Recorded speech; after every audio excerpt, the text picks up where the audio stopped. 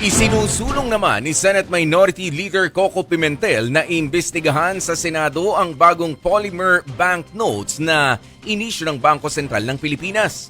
Mula kasi sa mukha ng mga dating leader at bayaning martir ng bansa, pinalitan ng BSP ang disenyo ng 50, 100 at 500 peso bills at nilagyan ng mga hayop na dito lang matatagpuan sa Pilipinas. Giit ni Pimentel, mas mainam daw sana kung tinutukan na lamang ng BSP ang pagtugon sa inflation imbes na baguhin ang disenyo ng pera. Kaya pinagpapaliwanag niya ang Bangko Sentral kung magkano nga ba ang ginastos nila sa bagong design ng pera at kung ano ang naging resulta ng dry run nito. Una nang sinabi ng BSP na mas mahirap pekein at mas matibay ang bagong polymer note na gawa na sa plastic imbes na sa cotton at abaka. Pero giit ni Pimentel, papatayin ng programa ang industriya ng abaka sa bansa.